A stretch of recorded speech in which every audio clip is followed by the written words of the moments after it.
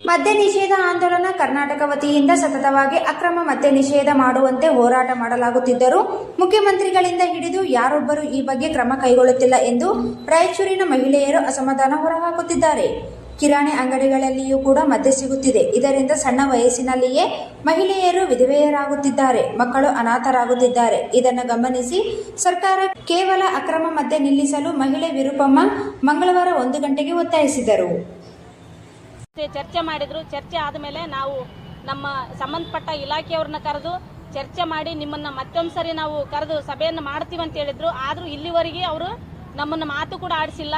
ಹಂಗಾಗಿ ನಾವು ಇವತ್ತು ಈ ದಿನದ ಹೋರಾಟವನ್ನು ನಾವು ಕಪ್ಪು ಪಟ್ಟಿ ಧರಿಸಿ ಈ ಹೋರಾಟವನ್ನು ಹಮ್ಮಿಕೊಂಡಿದ್ದೇವೆ. ಮುಖ್ಯವಾಗಿ ನಮ್ದೇನು ದೊಡ್ಡ ಬೇಡಿಕೆಗಳಿಲ್ಲ.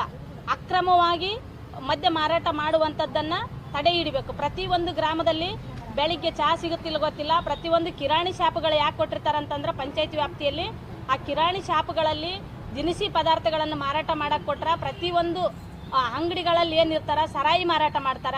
ಇವತ್ತು ಸಣ್ಣ ಸಣ್ಣ ಹೆಣ್ಮಕ್ಳು ವಿಧವೆಯರಾಗ್ಯಾರ, ಸಣ್ಣ ಸಣ್ಣ ಮಕ್ಕಳು ತಂದೆಯನ್ನು ಕಳ್ಕೊಂಡಾರ. ಆಮೇಲೆ ಮಕ್ಕಳು ಶಿಕ್ಷಣದಿಂದ ಕೂಡ ವಂಚಿತರಾಗ್ಯಾರ. ಇದು ಸರ್ಕಾರ ತಮ್ಮ ಆದಾಯವನ್ನೇ ಕೂಡ ನೋಡ್ತಾ ಇದೆ. ಆದಾಯದ ಜೊತೆಗೆ ನಾವೇನು ಕೇಳ್ತಾ ಇದೀವಿ ಅಂತಂದ್ರ ಆದಾಯ ಈಗ ಹಲವಾರು ಈಗ ಆರೋಗ್ಯದ ಮೇಲೆ ಖರ್ಚು ಮಾಡ್ತಾ ಇದೆ ಸರ್ಕಾರ.